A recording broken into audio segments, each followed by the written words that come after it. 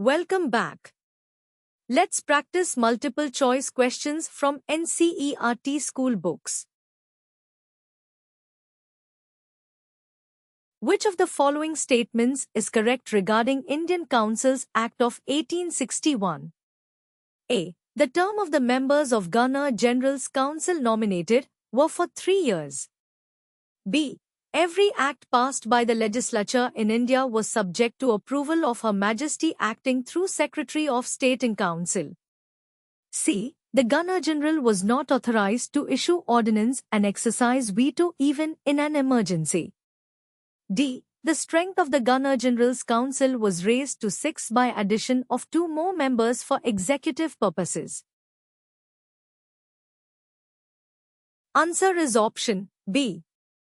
Statement B is correct regarding Indian Councils Act of 1861 as every act passed by the legislature in India was subject to approval of Her Majesty acting through Secretary of State in Council regarding the Indian Councils Act of 1861. Statements A, C, and D are incorrect as under the Indian Councils Act of 1861, the term of nominated members of Governor-General's Council, by adding 6 to 12 new members, was for 2 years. Under this Act, Governor-General was authorized to exercise a veto and issue ordinances in an emergency. The strength of Governor-General's Council for executive purposes was raised to 5 by addition of 1 more member. Acts. List 2. Provisions. A. The Charter Act of 1853, 1. Office of the Secretary of State. B. The Act of 1858, 2. Membership to Puisne Judge of Supreme Court. C. The Indian Councils Act of 1861, 3. Addition of law member. D. The Charter Act of 1833, 4. Ordinance power.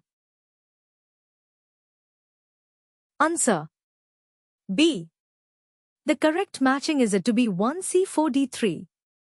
The Charter Act of 1853 it talked about Chief Justice and a Puisne Judge of Supreme Court among the 6 members added in Governor-General's Council. The Act of 1858 it created the office of Secretary of State who was to be assisted by a Council of India. The Indian Councils Act of 1861 it authorized Governor-General to exercise a veto and issue ordinances in case of an emergency. The Charter Act of 1833, it made the council consist of 4 members, of whom 1 was to be a law member. Thank you and practice more number of multiple choice questions to get good clarity on each topic.